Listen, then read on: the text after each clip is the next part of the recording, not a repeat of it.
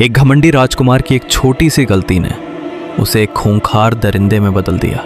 एक जादूगरनी ने उसे एक जादुई गुलाब दिया और एक खौफनाक श्राप दिया।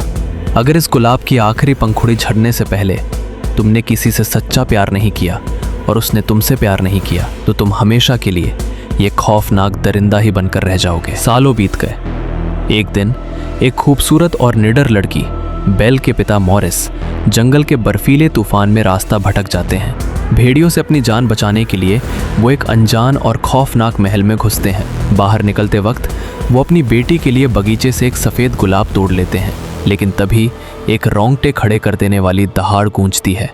वो खूंखार बीस्ट वहाँ आ धमकता है और मॉरिस को जिंदगी भर के लिए एक अंधेरी जेल में कैद कर लेता है। जब बेल अपने पिता को ढूंढते हुए उस डरावने महल में पहुंचती है तो बीस्ट की भयानक शक्ल देखकर उसकी रूह कांप जाती है। लेकिन अपने पिता को तिल तिल कर मरता देख बेल एक बहुत बड़ा फैसला लेती है। वो अपने पिता को जेल से बाहर धक्का देकर खुद को हमेशा के लिए उस दरिंदे की कैद में सौंप देती है। महल में बेल को पता चलता है कि वहाँ की हर चीज़, घड़ी, मोमबत्ती और चाय के कप जिंदा है और बात कर सकते हैं। एक रात बेल छुपकर महल के उस खौफनाक वेस्ट विंग में पहुंच जाती है जहां जाना सख्त मना था।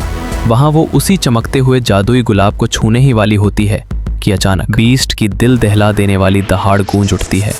तुम यहाँ क्या कर रही हो? डर के मारे बेल महल से भाग निकलती है और अपनी जान खतरे में डालकर अंधेरे जंगल की तरफ निकल जाती है। लेकिन रात के अंधेरे में खूंखार भेड़ियों का एक भूखा झुंड बेल पर टूट पड़ता है। मौत बेल के ठीक सामने थी और उसके बचने का कोई रास्ता नहीं था। तभी हवा को चीरते हुए बीस्ट वहां आ पहुंचता है। वो अपनी जान की परवाह किए बिना भेड़ियों से भिड़ जाता है। भेड़िए उसे बुरी तरह नोच डालते हैं और बीस्ट खून से लथपथ होकर बर्फ पर गिर पड़ता है।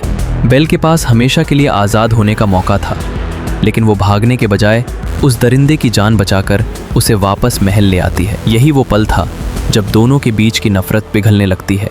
बीस्ट का डरावना चेहरा अब बेल को एक मासूम इंसान लगने लगता है। बीस्ट बेल को खुश करने के लिए अपनी एक विशाल और शानदार लाइब्रेरी उसे तोहफे में देता है। दोनों के बीच प्यार पनपने लगता है और एक खूबसूरत शाम जगमगाती रोशनी के बीच दोनों एक साथ एक शानदार डांस करते हैं। बीस्ट समझ चुका था कि उसे बेल से प्यार हो गया है, लेकिन बेल अपने पिता को याद करके बहुत उदास थी। बीस्ट बेल को अपना जादुई आईना देता है जिसमें बेल एक खौफनाक सच देखती है। बीस्ट के सामने अब तक का सबसे बड़ा इम्तिहान था।